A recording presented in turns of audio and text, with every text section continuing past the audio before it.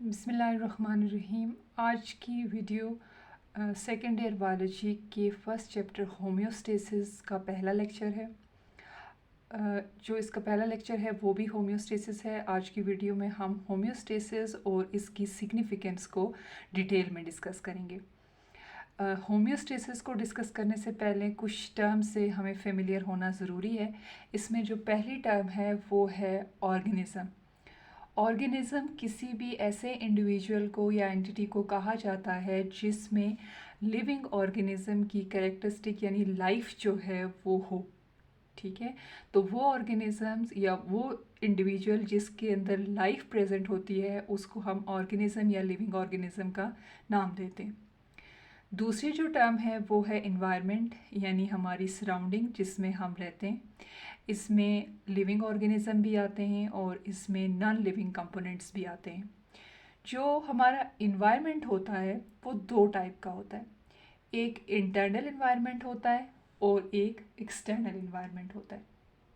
Internal environment वो environment होता है जो लिविंग ऑर्गेनिज्म की बॉडी की इंटरनल स्टेट है, जबकि जो एक्सटर्नल इन्वायरमेंट है वो हमारी सराउंडिंग होती है, जिसके बारे में हमने पहले भी ये बात कही है कि जिसमें लिविंग ऑर्गेनिज्म भी आते हैं और नॉन लिविंग कंपोनेंट्स भी आते हैं।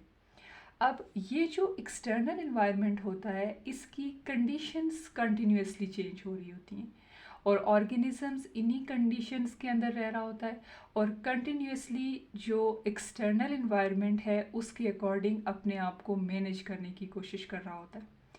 तो ये जो मेंटेनेंस होती है इंटरनल इन्वायरमेंट की उन सारी चेंजेस के अगेंस्ट जो कि एक्सटर्नल इन्वायरमेंट में हो रही होती हैं, या वो सारी फ्लक्चुएशंस जो कि एक्सटर्नल इन्वायरमेंट में हो रही होती हैं उनके अगेंस्ट जो मेंटेनेंस होती है लिविंग ऑर्गेनिज्म की, उसके लिए होम्योस्टेसिस का टर्म यूज़ किया जाता है। होमो सेम को कहते हैं, स्टेसिस स्टैंडिंग स्टिल, यानी जो इंटरनल कंडीशन है उसको कॉन्स्टेंटली जो है वो मेंटेन रखा जाता है सारे प्रॉपर फंक्शनिंग के लिए। तो अगर हम होम्योस्टेसिस को डिफ़ाइन करें तो हम उसको इस तरह से डिफ़ाइन करेंगे कि the maintenance and the protection of internal environment from the harms of fluctuation in the external environment, यानी एक्सटर्नल इन्वायरमेंट की किसी भी किस्म की जो फ्लक्चुएशन है उसके अगेंस्ट इंटरनल इन्वायरमेंट की जो प्रोटेक्शन होती है और जो मेंटेनेंस होता है उसको होम्योस्टेसिस कहा जाता है। अब ये जो इंटरनल इन्वायरमेंट की जो स्टेट्स हैं जिनको इक्विलिब्रियम पोजीशन पे रखना ज़रूरी है या जिनको कांस्टेंट रखना ज़रूरी है वो मेनली कौन कौन सी हैं, तो उसमें जो सबसे पहली स्टेट है वो है बॉडी टेम्परेचर। जो ह्यूमन की बॉडी है उसका जो ऑप्टिमम टेम्परेचर होता है वो 37 डिग्री सेंटीग्रेड होता है, यानी जितनी भी प्रोटीन्स हैं और जो भी कंपोनेंट हैं लिविंग स्ट्रक्चर है सेल का वो सारे का सारा 37 डिग्री सेंटीग्रेड पे ऑपरेट होता है। जितने भी बॉडी के एंजाइम हैं वो 37 डिग्री सेंटीग्रेड उनके लिए ऑप्टिमम टेम्परेचर होता है जिस पे वो ऑप्टिमम जो है वो वर्क करते हैं। तो इसकी जो मेंटेनेंस होती है एक नैरो रेंज के अंदर यानी 37 टू 38 डिग्री सेंटीग्रेड, इसको थर्मोरेगुलेशन कहा जाता है। जो सेकेंड स्टेट है उसको फ्लूइड बैलेंस कहा जाता है, यानी कि जो एक्सचेंज ऑफ वाटर है और जो आयंस हैं उसका एक्सचेंज इन्वायरमेंट के और लिविंग ऑर्गेनिज्म के जो दरमियान है उसे फ्लूइड बैलेंस कहा जाता है और इस चीज़ की मेंटेनेंस को ऑस्मोरेगुलेशन कहा जाता है। और इसके अलावा जब बॉडी के अंदर डिफरेंट मेटाबॉलिक पाथवेज रन करते हैं उसमें एनाबॉलिक पाथवेज भी होते हैं, कैटाबॉलिक पाथवेज भी होते हैं। तो जब ये पाथवेज रन करते हैं तो इसमें यूज़फुल प्रोडक्ट्स बनने के साथ साथ वेस्ट प्रोडक्ट भी बनते हैं जो कि अगर बॉडी में एक्यूमुलेट हो जाएं तो वो बॉडी के लिए टॉक्सिक होते हैं। तो उनकी प्रॉपर एक्सक्रीशन भी जो है वो बॉडी से ज़रूरी है। तो ये थर्ड स्टेट है जिसमें रिमूवल ऑफ वेस्ट प्रोडक्ट का होना भी ज़रूरी है। इस चीज़ की मेंटेनेंस भी बॉडी के अंदर ज़रूरी है ताकि बॉडी प्रॉपरली फंक्शन करे। अब ये जितनी भी होम्योस्टेटिक कंडीशंस होती हैं ये एक कंट्रोल सिस्टम से रेगुलेट होती हैं। अगर हम दो सिस्टम्स को आपस में कंपेयर करें, जैसे कि एक हमारे पास फिज़िकल कंट्रोल सिस्टम है और दूसरा लिविंग कंट्रोल सिस्टम है। फिज़िकल कंट्रोल सिस्टम को यहाँ पे हम एक नॉन लिविंग कंट्रोल सिस्टम के तौर पे ले रहे हैं। तो अगर हमारे पास फिज़िकल कंट्रोल सिस्टम में टेम्परेचर कंट्रोल सिस्टम अगर हमारे पास है किसी भी रूम का, तो उसके 3 मेन कंपोनेंट्स होते हैं: sensor, control centre, cooling centre.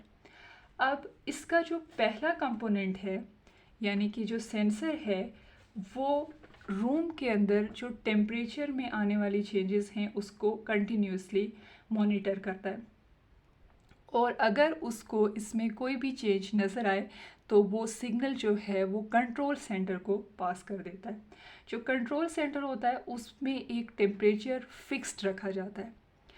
अगर जो सेंसर ने टेम्परेचर रूम का सेंस किया है, अगर उस फिक्स टेम्परेचर से वो ज़्यादा है तो ये कूलिंग सिस्टम को ऑन कर देगा, जिससे रूम जो है वो कूल होगा।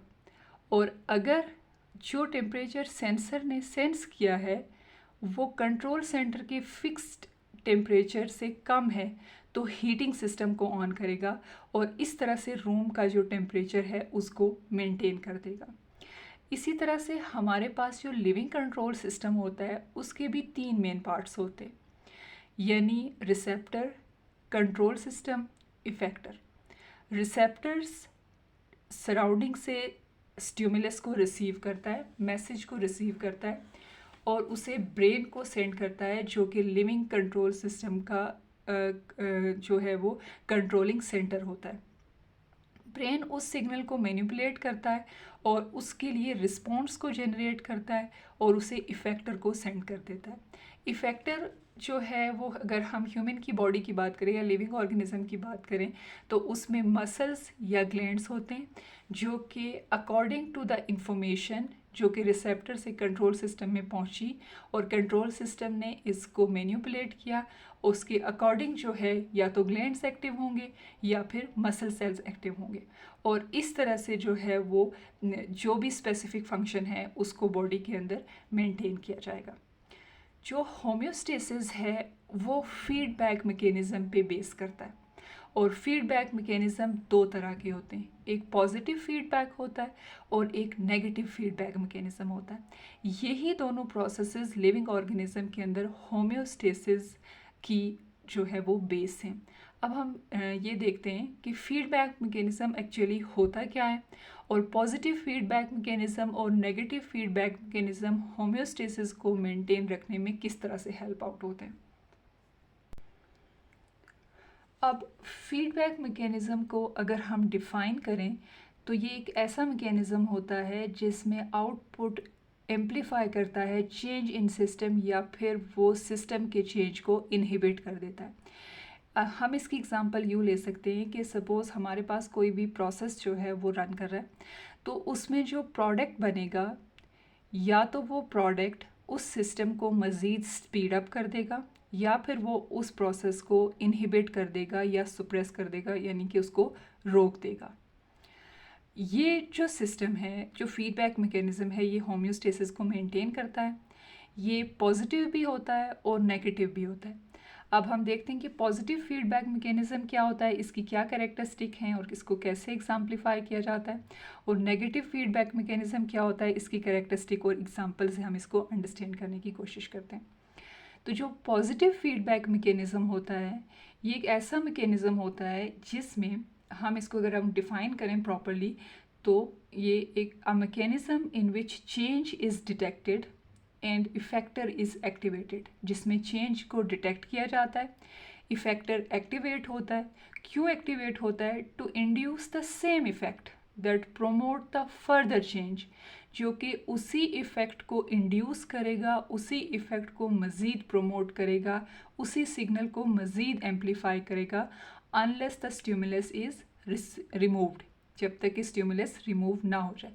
यानी ऐसा मैकेनिज़्म या ऐसा प्रोसेस जिसमें जो प्रोडक्ट बनता है वो इस प्रोसेस को मज़ीद स्पीड अप कर देता है। जैसे अगर हम एग्ज़ाम्पल की बात करें तो हमारे पास, अगर हम डेली लाइफ में से एग्ज़ाम्पल लें तो जैसे जैसे हमारा अकाउंट बैलेंस ग्रो करता जाता है वैसे वैसे हम मोर इंटरेस्ट अर्न करते हैं। और अगर हम बायोलॉजिकल एग्जांपल लें तो हमारे पास ब्लड क्लॉटिंग की एग्जांपल होती है, जिसमें अगर हमारी कोई भी ब्लड वेसल डैमेज हो जाती है तो सबसे पहले जो सेल एक्टिव होते हैं इसकी क्लॉटिंग के लिए वो होते हैं प्लेटलेट्स। और प्लेटलेट्स जो हैं वो डैमेज साइड पे एक्यूमुलेट होना शुरू होते हैं, ऐसे केमिकल रिलीज़ करते हैं जो कि क्लॉटिंग फैक्टर्स होते हैं, जो क्लॉटिंग के प्रोसेस को स्पीड अप करते हैं। जैसे जैसे ये क्लॉटिंग फैक्टर्स रिलीज़ करते जाते हैं और एग्रीगेट होते जाते हैं इंजरी साइड पे, मज़ीद प्लेटलेट्स को अट्रैक्ट करते हैं कि वो उस साइड पे जमा हों। तो ये इस तरह से पॉजिटिव फीडबैक मैकेनिज़्म है कि जो प्लेटलेट्स है उसकी एक्यूमुलेशन मज़ीद प्लेटलेट्स को साइड पे अट्रैक्ट करती है। जो पॉजिटिव फीडबैक मैकेनिज़्म होता है वो इतना फ्रीक्वेंट नहीं होता बॉडी के अंदर, और ये बॉडी की स्टेबिलिटी से भी इतना एसोसिएट नहीं करता, और जो चेंज प्रोड्यूस होता है ये उसको इन्हेंस कर देता है। जबकि इसके मुकाबले में अगर हम नेगेटिव फीडबैक मैकेनिज़्म देखें तो नेगेटिव फीडबैक मैकेनिज़्म को अगर हम डिफ़ाइन करें तो ये एक ऐसा मैकेनिज़्म है जिसमें चेंज को डिटेक्ट किया जाता है, इफ़ेक्टर एक्टिवेट होता है और ये अपोजिट इफ़ेक्ट को इंड्यूस करता है। यानी ऐसा प्रोसेस जिसका प्रोडक्ट इस प्रोसेस को सुप्रेस कर देगा, यानी इस प्रोसेस को रोक देगा। जैसे हम एग्जांपल लेते हैं स्वेटिंग की, कि जब बॉडी टेम्परेचर राइज़ करता है, सपोज़ हमारी जो इन्वायरमेंट है उसका टेम्परेचर राइज़ कर रहा है, जिसकी वजह से हमारा बॉडी टेम्परेचर भी राइज़ कर रहा है, तो उससे क्या होता है कि जब बॉडी टेम्परेचर राइज़ करता है तो ये सिग्नल होता है ब्रेन हाइपोथैलेमस के लिए कि वो अपना कोई भी जो डिफेंसिव या प्रोटेक्टिव मैकेनिज़्म है उसको एक्टिव करे। तो वो स्टिमुलेट करता है स्वेटिंग को, पसीना जो है वो आना शुरू हो जाता है, और ये जो स्वेटिंग है वो जैसे जैसे बढ़ती जाती है वैसे वैसे बॉडी का टेम्परेचर डाउन होता जाता है। यानी इस प्रोसेस का जो प्रोडक्ट था वो स्वेटिंग था, जिसने इस प्रोडक्ट का जो इनिशियल स्टिमुलस था, जो इनिशियल चेंज था, उसको इसने सुप्रेस कर दिया। ये process more frequently living body के अंदर होता है और ये बॉडी की स्टेबिलिटी में इम्पॉर्टेंट रोल प्ले करता है, और ये किसी भी चेंज को रेजिस्ट करता है, यानी बॉडी को नॉर्मल स्टेट की तरफ ले जाने में इम्पॉर्टेंट रोल प्ले करता है। अब हम होम्योस्टेसिस की सिग्निफिकेंस देखते हैं। तो होम्योस्टेसिस मेंटेनेंस ऑफ ऑर्गेनिज्म में हेल्प करता है, ये अडेप्टेशंस को लाता है बॉडी के अंदर इन कांस्टेंट चेंजिंग कंडीशंस, यानी कि जो एक्सटर्नल इन्वायरमेंट है उसकी कंडीशंस हमें पता है कि वो कॉन्टीन्यूसली चेंज हो रही होती हैं, तो उनके मुताबिक बॉडी को एडजस्ट करना ये होम्योस्टेसिस होता है।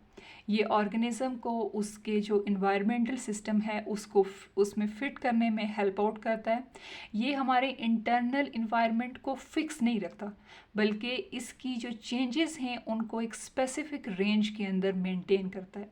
ये हमारे सेल्स को प्रॉपरली और एफिशिएंटली वर्कआउट करने में भी हेल्प आउट करता है। वो इनको कैसे हेल्प आउट करता है, इसमें ये 3 तरह के रोल्स प्ले करता है। जैसे कि ये टेम्परेचर को कांस्टेंट रखता है एट 37 डिग्री सेंटीग्रेड, जो कि हेल्प करता है एंजाइम को कि वो प्रॉपर रेट पे वर्कआउट करें। दूसरा, ये अमाउंट ऑफ वाटर को मेंटेन रखता है ताकि सेल जो हैं वो डैमेज ना हों, इधर कि वो बहुत ज़्यादा वाटर अब्सॉर्ब कर रहे हों या बहुत ज़्यादा वाटर लूज़ कर रहे हों, तो इस तरह से सेल डैमेज हो जाएंगे और अपना प्रॉपर फंक्शन परफॉर्म नहीं कर सकेंगे। इसके अलावा जो कंसंट्रेशन ऑफ ग्लूकोज है उसकी मेंटेनेंस भी बॉडी के अंदर बहुत ज़रूरी होती है, क्योंकि बॉडी को हर टाइम अपने मेटाबॉलिक फंक्शनिंग के लिए फ्यूल की ज़रूरत होती है, एनर्जी की ज़रूरत होती है, तो वो ग्लूकोज से प्रोवाइड होती है। लेकिन ग्लूकोज का लेवल बहुत अप हो जाना भी बॉडी के लिए अच्छा नहीं है, तो उसकी मेंटेनेंस के लिए ये सर्टेन हार्मोन्स को रिलीज़ करता है जो कि ग्लूकोज को बॉडी के अंदर मेंटेन रखता है। एक्सक्रीशन, जो कि टॉक्सिक सब्सटेंसेस को बॉडी में से एक्सक्रिएट आउट करता है, अदरवाइज़ जो बॉडी के सेल्स होते हैं उसमें ऑक्सीडेटिव स्ट्रेस जो है वो बढ़ना शुरू होता है, और बॉडी जो है वो वेस्ट प्रोडक्ट की ही एक्यूमुलेशन उसमें हो जाती है, और सेल्स जो हैं वो प्रॉपरली फंक्शन नहीं करते, और अल्टीमेटली जो है वो सेल की डेथ हो जाती है। जो होम्योस्टेसिस है उसका लेक्चर यहीं पे ख़त्म होता है। नेक्स्ट लेक्चर जो है उसको सुनने के लिए आप इस चैनल को सब्सक्राइब करें ताकि आपको वीडियोस जो हैं वो टाइमली पहुंचती रहें। Thank you.